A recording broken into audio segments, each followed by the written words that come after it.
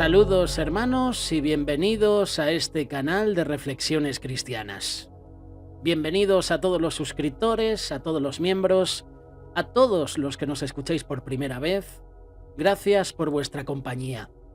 Hoy saludamos especialmente a nuestro hermano querido, Arcaiz Lacombe, fiel oyente a este canal, a cada reflexión. Nos escucha desde España, desde San Sebastián. Arcaiz, que Dios te bendiga tanto a ti como a tu familia. La normalización del pecado es uno de los desafíos más peligrosos para la vida espiritual. No suele comenzar con grandes decisiones, sino con pequeñas concesiones. Justificar lo que antes incomodaba, relativizar lo que antes dolía en la conciencia o adaptarse a lo que todo el mundo hace es un problema para la Iglesia. Poco a poco el corazón se acostumbra y aquello que antes se percibía como una ruptura con Dios comienza a verse como algo cotidiano, incluso aceptable. Ese proceso no endurece de golpe, sino de manera gradual, casi imperceptible, hasta que la sensibilidad espiritual se debilita. Desde una perspectiva cristiana, el pecado no es simplemente una regla quebrantada, sino una relación herida. Es una distancia que se crea entre el ser humano y Dios, entre lo que somos y lo que estamos llamados a ser. Cuando el pecado se normaliza, se pierde el sentido de esa relación viva. Dios deja de ser alguien con quien dialogamos y pasamos a vivir como si su voz fuera secundaria o irrelevante. Esto no significa necesariamente un rechazo consciente de la fe, sino una vida en la que Dios ya no ocupa el centro. La cultura contemporánea influye en este fenómeno. Muchas veces, valores contrarios al Evangelio se presentan como progreso, como libertad, como autenticidad.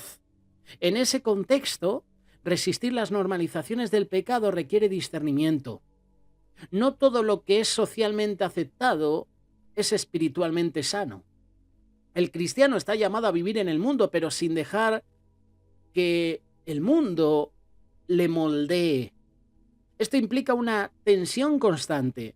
Amar al prójimo sin adoptar aquello que daña el alma. Es importante evitar caer en una visión condenatoria. Reflexionar sobre el pecado no debe llevar a la desesperación, sino a la conciencia. Nuestra fe en Dios no se basa en la perfección humana, sino en la misericordia de Dios. Reconocer el pecado es en realidad una puerta hacia la gracia.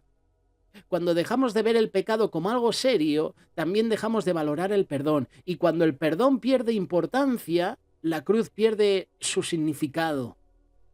Otro aspecto clave es la formación de la conciencia. Una conciencia mal formada puede justificar casi cualquier cosa. La vida cristiana requiere alimento espiritual constante, oración, lectura de la Escritura, reflexión personal, meditación a solas con Dios. Esas prácticas ayudan a mantener viva esa sensibilidad interior.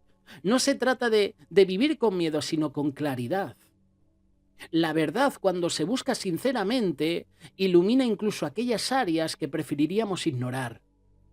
Es importante reconocer la dimensión también del congregarse. Cuando una comunidad entera comienza a normalizar ciertas conductas, el individuo encuentra menos resistencia para hacer lo mismo. Una comunidad, una congregación que vive con coherencia y humildad puede ser un espacio de apoyo y corrección. No desde el juicio, sino desde el amor que busca el bien del otro. La corrección bien entendida es una forma de caridad.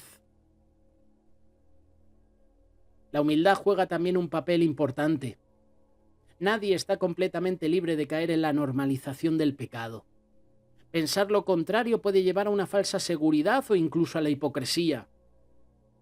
La humildad permite reconocer la propia fragilidad y mantenerse vigilante. No se trata de obsesionarse con los errores, sino de mantenerse abierto a la conversión. Aunque el pecado pueda normalizarse en la sociedad o incluso en la vida personal, siempre existe la posibilidad de volver a empezar. La gracia de Dios no se agota ni depende de nuestras fuerzas. Vivir sin normalizar el pecado no significa vivir sin fallar, sino vivir con el corazón despierto. Significa no conformarse con lo que lo aleja de Dios, aunque sea común o popular. Es un camino exigente, pero también es un camino que al final, a ti y a mí, nos va a liberar. Es importante que tú y yo entendamos que la normalización del pecado será mayor en los tiempos finales. Resistir la normalización del pecado es elegir una y otra vez la vida, la verdad, el amor de Dios. Es interesante porque la Biblia siempre nos está exhortando, siempre nos está animando. En la Biblia encontramos el ejemplo de hombres y mujeres que normalizaron el pecado en sus vidas. La Biblia ofrece ejemplos de personas que poco a poco fueron normalizando el pecado en sus vidas. No se trata solo de caídas repentinas, sino de procesos internos donde la conciencia se fue acomodando, fue justificando o ignorando lo que antes era claro. Hace unos días atrás escuchaba la entrevista que le han hecho a Dante Gebel, ya que está posicionándose ahora mismo para ser candidato a la presidencia de Argentina. Y es interesante porque una de las preguntas que le hicieron fue: ¿estás a favor del aborto y el matrimonio homosexual? Y la respuesta fue interesante porque yo pensé que Dante Gebel sería directo. Por mis creencias, por mis principios bíblicos, yo estoy en contra del aborto y el matrimonio homosexual, pero sorprendió porque dijo: no estoy ni a favor ni en contra.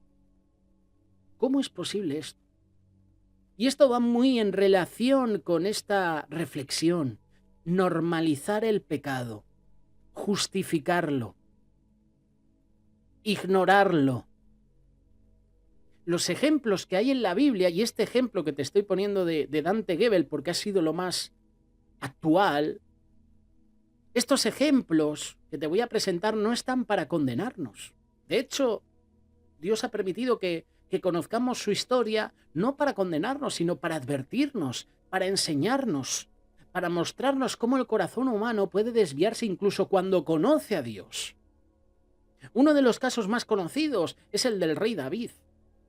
En las últimas semanas estoy poniendo mucho este ejemplo porque en un futuro quiero presentar una pequeña reflexión sobre David en la sección de personas de la Biblia. En el segundo libro de Samuel, capítulo 11, podemos ver cómo el pecado puede escalar cuando se le da espacio. Todo comienza cuando David, en lugar de estar donde debía, en el campo de batalla, se queda en casa, se queda en palacio. Desde ese punto de comodidad, observa a Betsabé, la desea, comete adulterio. Lo más revelador no es solo el acto inicial, sino lo que sigue. David intenta encubrirlo, manipula la situación y finalmente ordena la muerte del esposo de Betsabé, Urías. Aquí vemos un proceso claro de normalización. Lo que empezó como un deseo no controlado terminó en una cadena de decisiones cada vez más grave. David no perdió su relación con Dios de inmediato, pero su conciencia se fue nublando hasta que el profeta Natán lo confronta. Otro ejemplo fuerte es el de Sansón en el libro de los Jueces. Sansón fue llamado por Dios desde antes de nacer con un propósito claro. Sin embargo, a lo largo de su vida fue tomando decisiones que comprometían su llamado. Dice la palabra que se relacionaba constantemente con personas que lo alejaban de su identidad, especialmente en sus relaciones afectivas. Ese vínculo con Dalila no fue un error aislado, sino la culminación de un patrón. Sansón parecía acostumbrarse a jugar con los límites, a acercarse peligrosamente al pecado sin consecuencias inmediatas. Esa falsa seguridad lo llevó a revelar el secreto de su fuerza. Aquí la normalización del pecado se ve en la repetición, es decir, pequeñas concesiones se vuelven costumbre. Empezamos a normalizar el pecado y lo hacemos parte de nuestra vida. Tenemos el ejemplo también de Saúl. Saúl también refleja ese proceso. En el primer libro de Samuel dice la palabra que Saúl comienza con humildad, pero poco a poco empieza a desobedecer a Dios mientras intenta justificar sus acciones. Un momento clave es cuando decide ofrecer sacrificio sin esperar al profeta Samuel, algo que no le correspondía. Más adelante dice la palabra que desobedece directamente una orden de Dios respecto a los amalecitas, pero intenta justificarlo diciendo que era para ofrecer sacrificios. Saúl no veía sus acciones como rebeldía, las acomodaba a su conveniencia. Y cuidado, porque al igual que Saúl, nosotros también podemos hacer lo mismo. La normalización ocurre a través de la autojustificación. Reinterpretar la desobediencia como algo aceptable puede suceder también en nuestras vidas. Lo empezamos a normalizar y al final somos insensibles a la voz de Dios. Lo que antes era pecado, ahora ya lo normalizamos, lo justificamos. Yo en la entrevista que escuché de Dante Gebel, como te decía, pensé que Dante Gebel iba a rechazar, iba a ser directo. Pero lo normalizó, lo justificó, lo defendió. Dejó la puerta abierta a que esa posición a candidato presidencial llegue a cristianos como inconversos. Si tuviera principios bíblicos, hubiera dicho, no, yo estoy en contra del aborto, en contra del matrimonio homosexual, estoy a favor de los principios que Dios ha establecido. Pero lo normalizó, no los condenó, es más, los justificó. Y eso puede pasar hoy en día en nuestras vidas, en la iglesia. Hay muchos comentarios sobre esas declaraciones de personas que no hay que juzgar, que nosotros no somos nadie para juzgar al hermano, es más bien tenemos que orar por él, por supuesto. Hay que orar por Dante Gebel, hay que orar por tantos hombres y mujeres que ahora mismo están en el foco de los medios de comunicación, están en el punto de mira, son personas relevantes, importantes, hay que orar por ellos, por supuesto. Pero no podemos justificar el pecado, no lo podemos normalizar. Aquí Dante Gebel se equivocó. Es opinión personal. Y no estoy juzgándolo, yo estoy diciendo lo que la Biblia dice. No podemos callarlo, no podemos justificar el pecado, no lo podemos normalizar. No podemos decir a lo malo bueno y a lo bueno malo. Por supuesto que hay que orar por él, por su vida, pero no podemos justificar el pecado. La palabra de Dios también dice, porque esta es una de las palabras que las personas utilizan, no hay que condenar, no hay que juzgar, ¿quiénes somos nosotros? Pero la palabra dice que hay que juzgar con justo juicio. Eso es lo que tenemos que hacer. Yo no puedo permitir que una persona diga que está a favor del aborto o del matrimonio homosexual, porque eso va en contra de lo que Dios ha establecido. En el caso de Saúl, normalizó, se autojustificó. Otro caso importante es el del pueblo de Israel en el desierto. Esto lo puedes ver en el libro de Éxodo y en el libro de Números. A pesar de haber visto milagros extraordinarios como la liberación de Egipto, el pueblo constantemente murmuraba, dudaba, se rebelaba.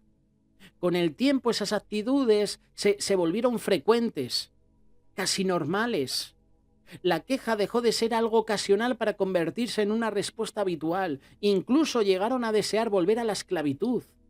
Este es un ejemplo colectivo de cómo una comunidad puede normalizar actitudes que reflejan desconfianza en Dios.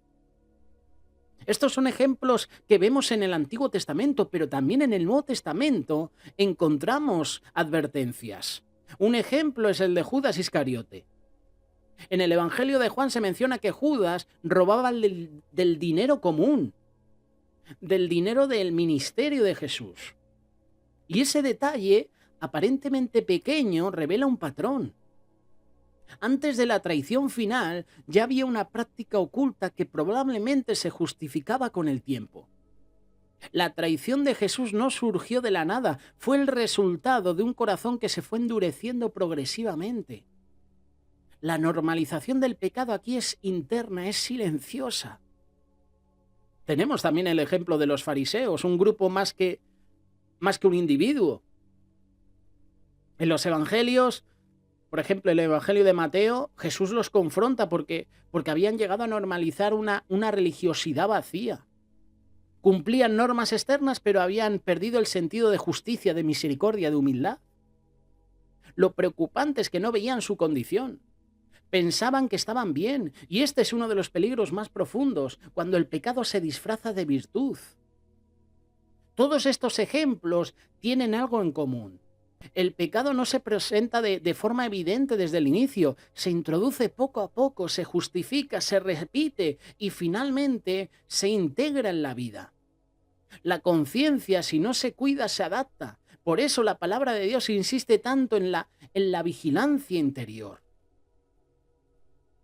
Es interesante porque algunos de estos ejemplos no terminan en fracaso.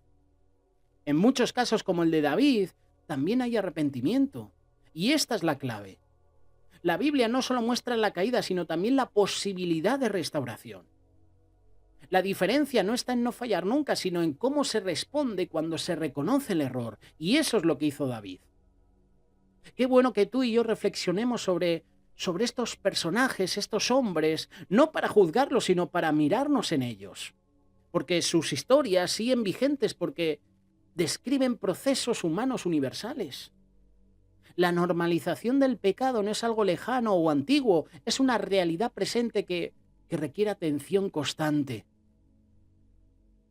Te he puesto estos ejemplos del Antiguo, del Nuevo Testamento, te he puesto el ejemplo de Dante Gebel, pero es que hay infinidad de ejemplos. De hecho, nosotros también podemos ser un ejemplo de cómo poco a poco estamos normalizando el pecado en nuestras vidas. Hermano y hermana, vivir sin normalizar el pecado no significa vivir sin fallar, sino vivir con el corazón despierto, como te he compartido hace unos minutos. Significa no conformarse con lo que aleja de Dios, aunque sea común o popular. Es un camino exigente, sí, pero también es un camino que al final nos va a liberar, porque en el fondo resistir la normalización del pecado es elegir una y otra vez a Jesús. La decisión es nuestra, depende de nosotros. Si normalizamos el pecado, se va a levantar un muro, una barrera entre nosotros y Dios. Es tiempo, hermano y hermana, de detenernos.